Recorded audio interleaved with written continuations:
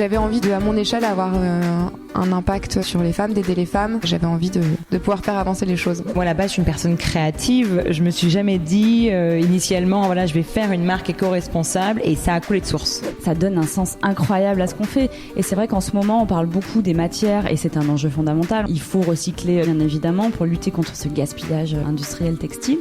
Mais on parle un peu moins des hommes, je trouve.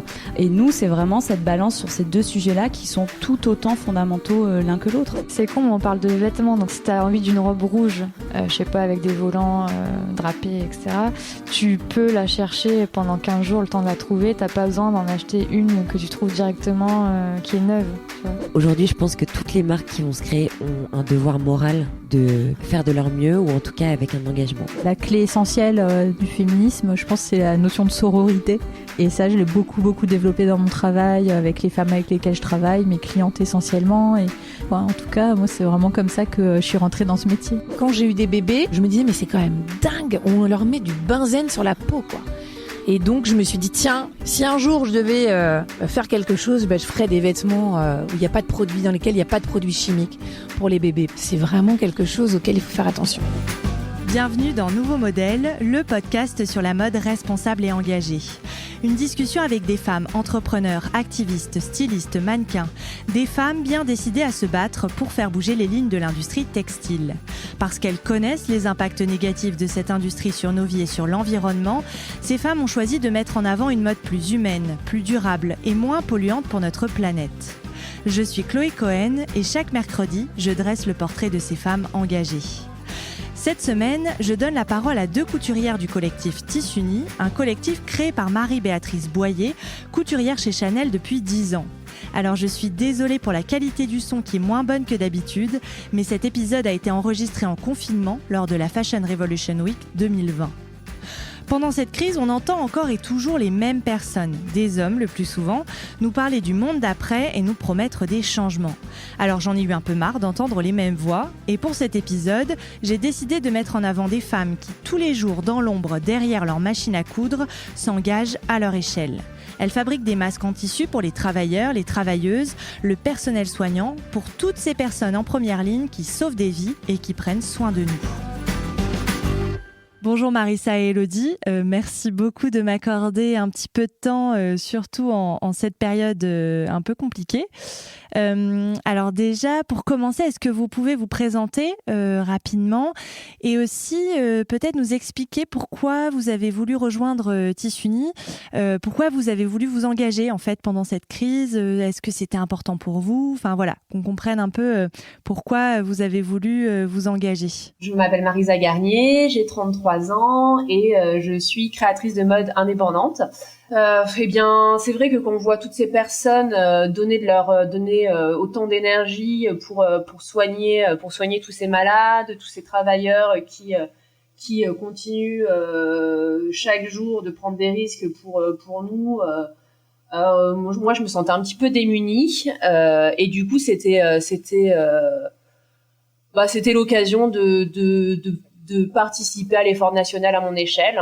Pour moi, c'était une évidence en fait de participer à cet effort-là et du coup, comme moi, j'ai pas un réseau hyper développé dans tous ces métiers, c'est vrai que Tissuni permet de créer une plateforme pour mettre en contact toutes ces personnes, quoi. Alors bonjour Chloé, donc je suis une maman de 47 ans, de 2 enfants, et je travaille en tant que modéliste dans une maison de haute couture parisienne d'une part, et d'autre part je suis créatrice de la marque Sandbé. Au départ, l'infirmière qui m'a demandé de lui faire quelques masques était une connaissance à moi puisque c'était une cliente de ma marque. Donc déjà, quand j'ai eu cette première demande, c'était évident. Enfin, ça m'a rendu à l'évidence qu'il fallait faire quelque chose.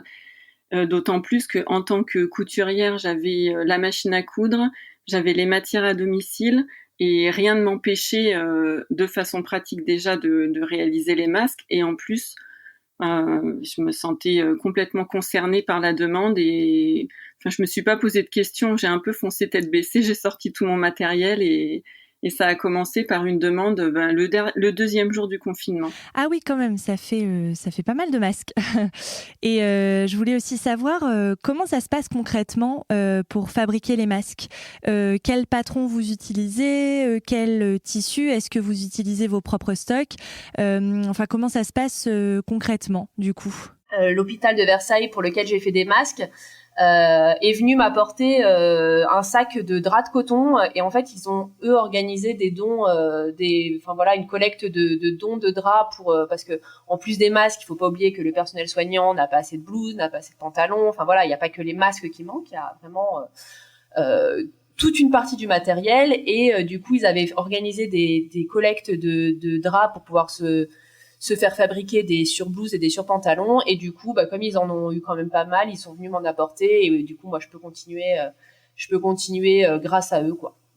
Donc c'est vraiment un échange de solidarité. Alors au départ, effectivement, avec Marie-Béatrice, on a regardé sur le patron qui a été édité sur effectivement du CHU de Grenoble, mais bon, moi mon job c'est d'être modéliste, donc à la base c'est de faire des patrons et des toiles, donc j'avais quand même envie de réaliser mon patron pour pouvoir faire mes essayages et le réajuster pour être sûr qu'il soit le plus ergonomique possible et qu'il soit vraiment bien adapté au visage. Donc depuis un mois, en fait, j'ai fait plusieurs patrons qui évoluent au fil des fabrications. Il y a pas mal de normes aussi qui sortent aujourd'hui à la FNOR, qui a sorti pas mal il y a différentes formes. Du coup, moi, je pompe un peu partout les exigences des uns et des autres. J'ai un retour aussi des personnes à qui je livre les masques, qui me donnent leurs impressions. Au début, il y avait des élastiques pour les tenir derrière les oreilles. Après, sachant qu'elles portent les masques beaucoup d'heures, même en les changeant régulièrement, elles en ont sur le visage toute la journée, c'était pas assez confort, les élastiques. Donc après, on a fait des liens. Donc tout ça, ça évolue aussi en fonction des retours, et aussi en fonction du matériel qu'on a à la maison, parce que même si on est toute couturière et on a toutes nos tiroirs remplis de tissus, il fallait avoir les bons élastiques, les liens on en avait ou pas, de la bonne taille, il faut pas mal de métrage, il fallait les faire en 3 couches. Bon, ça c'était obligé parce qu'il faut que le filtre soit quand même assez conséquent, donc il fallait mettre du molleton, il fallait avoir de la ouate. Moi j'ai réussi à commander de la ouate, mais je ne l'ai reçue qu'aujourd'hui, donc j'ai jonglé avec ce que j'avais, ce que je n'avais pas. En fonction, j'ai fait. Je pense que pas chaque masque est différent, mais chaque livraison est différente en fonction de l'évolution des matières et des formes. Alors la livraison, bon, nous on respecte très strictement le confinement ici, en tout cas chez moi, mais pour le collectif en général aussi. Ce sont les personnes qui demandent qui viennent en bas de chez nous. Alors certaines couturières peuvent livrer par le balcon. Bon, moi je suis au dernier étage, donc c'est pas possible. Donc je descends et les gens viennent en bas en respectant les distances. Je descends masquée évidemment et je leur donne leur petit paquet, et ça s'est toujours passé comme ça. Ce sont les personnes qui se déplacent, celles qui demandent les masques. Et est-ce que vous avez peut-être des histoires à nous partager, à nous raconter? C'est vrai que j'aime bien mettre l'humain toujours au centre dans ce podcast. Donc, juste pour savoir si vous avez un peu des histoires à nous raconter de ces rencontres.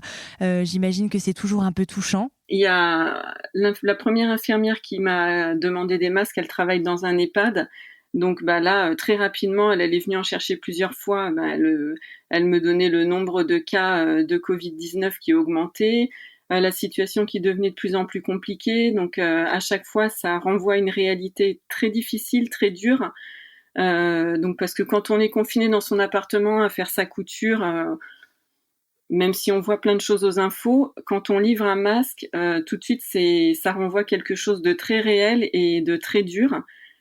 Parfois, ça noue la gorge, parce que quand j'ai eu un médecin de Necker qui est venu chercher des masques et qui m'a dit qu'il y avait des enfants très jeunes qui arrivaient dans des états graves, qui étaient intubés, là, c'était compliqué pour moi. Enfin, c'était difficile. À chaque fois, c'est difficile parce quand ils nous annoncent qu'eux, ils côtoient la mort.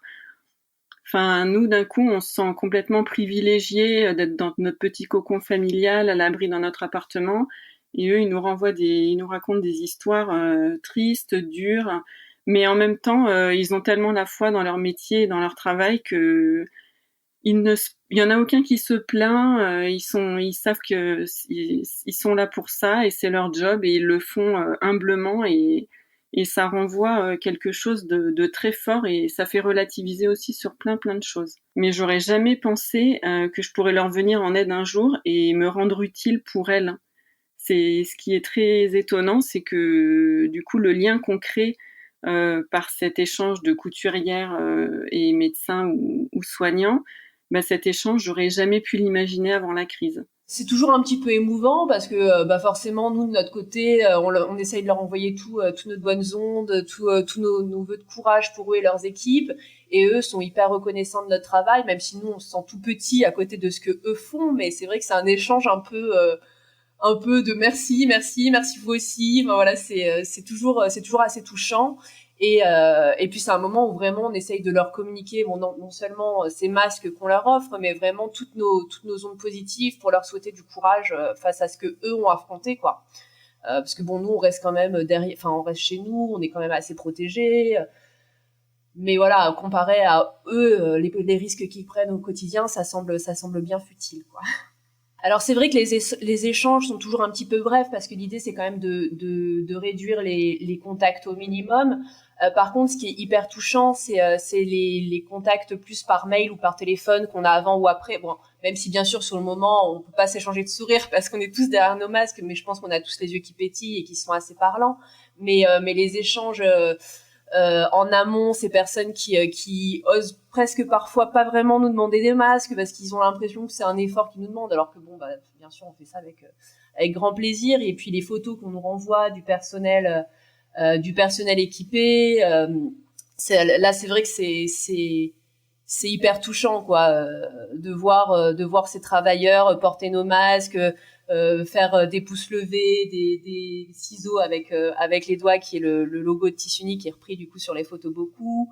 Voilà, c'est quand même très très touchant. Là dernièrement, j'ai fourni des masques pour l'hôpital de Versailles, qui les a redistribués à un EHPAD avec qui il travaille, et tout de suite le directeur de l'EHPAD m'a appelé en personne parce qu'il voulait me remercier, m'expliquer que c'était important pour eux parce que grâce à ça les résidents de l'EHPAD qui sont déjà isolés parce qu'ils ne pouvaient pas voir leur famille étaient en plus de ça isolés parce que le personnel soignant était obligé de rester assez à distance, eux avec des masques mais les résidents non, et là que les résidents puissent avoir des masques et le personnel puisse avoir des masques, ils pouvaient déjà se rapprocher un petit peu et reprendre un petit peu de contact humain. Et voilà, c'est des histoires comme ça qui motivent à continuer à donner de son temps, quoi.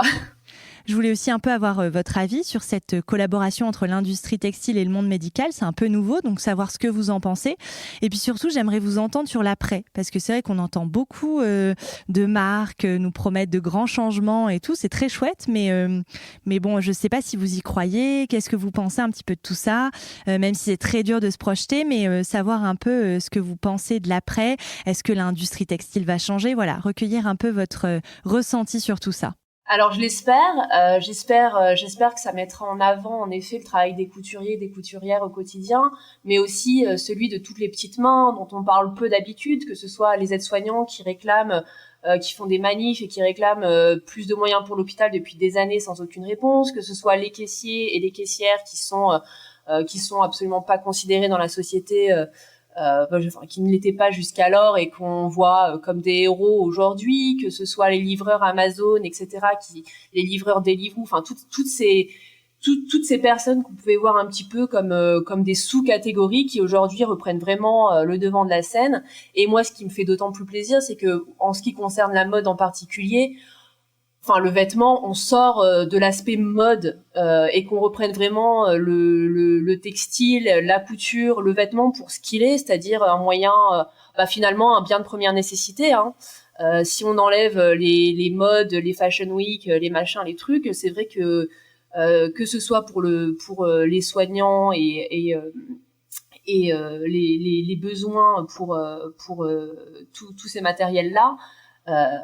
Il y a derrière aussi le besoin d'habiller tout simplement, quoi. Et c'est intéressant de voir ça reprendre un petit peu le devant de la scène aujourd'hui. Maintenant, moi, ce que j'espère surtout, c'est que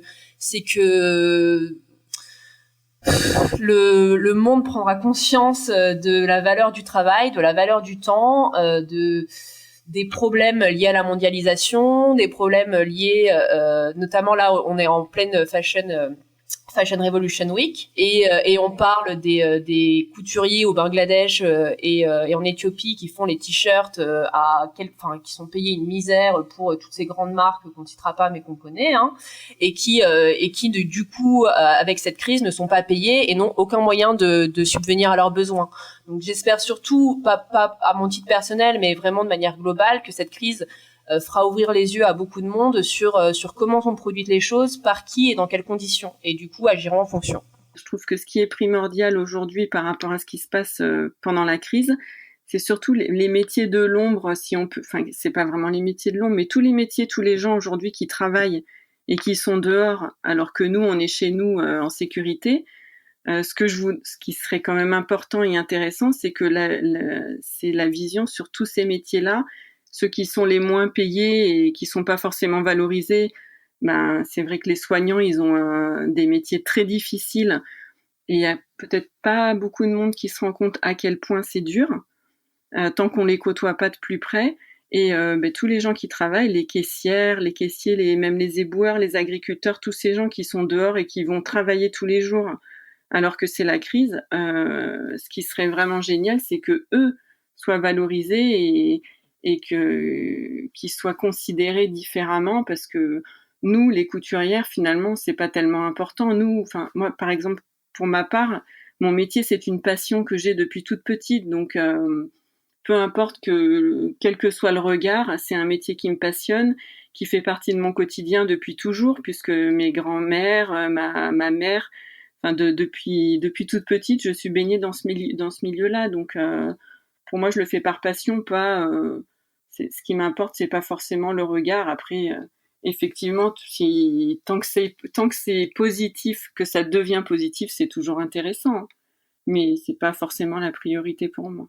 Changer du tout au tout, moi, j'ai toujours beaucoup d'espoir en l'humain, donc, en général. Donc, je le souhaite et j'espère que la vision de la fabrication du textile et la vision des usines, etc., du travail dans l'industrie de la mode va changer, parce qu'il y a encore énormément de points. Il y a beaucoup à faire. Donc, espérons quand même que même si ça changeait à 50%, ce serait déjà vers le mieux et vers le positif par rapport à cette industrie qui est ultra polluante et par rapport à la planète. Si ça peut faire réaliser les industriels qu'il y a vraiment beaucoup à faire, ce serait génial. Moi, je demande que ça. Après, moi, à mon niveau, j'essaye de faire ce que je peux, mais je suis tellement petite par rapport à l'industrie que, de toute façon, chaque petit geste compte. Mais oui, ça serait vraiment souhaitable que l'industrie textile en général et la mode, il y a déjà des gestes, hein, il y a pas mal de... Ça avance petit à petit, mais si la crise pouvait faire réaliser et ouvrir les yeux sur plein de choses dans le monde en général, même pas que dans le milieu de la mode, faut quand même espérer qu'il en reste quelques traces positives. Merci beaucoup à toutes les deux de m'avoir accordé tout ce temps. Et d'ailleurs, j'en profite pour délivrer un message aux auditrices et aux auditeurs. Si vous souhaitez participer ou aider le collectif, vous pouvez évidemment vous inscrire sur le site de Tissuni, si vous savez coudre. Mais les couturières et couturiers ont également besoin de tissus. Donc n'hésitez pas à rentrer en contact avec tout le monde, avec Marissa, avec Elodie, si vous avez chez vous des stocks de tissus en coton, des vieux draps, des vieux t-shirts ou même des élastiques. Voilà, c'est terminé. Merci infiniment à Marissa et à Elodie d'avoir participé à cet épisode de Nouveau Modèle. Et merci à Thomas Langlin, notre ingénieur du son. Si vous aimez l'émission, dites-le moi avec des mots doux et des étoiles sur vos applications préférées et parlez-en autour de vous, c'est ce qui m'aide le plus à faire connaître le podcast. Pour ne louper aucun épisode, rejoignez-nous sur Facebook, Twitter et Instagram @nouveaumodèle.podcast. Je vous dis à très bientôt pour rencontrer un nouveau modèle.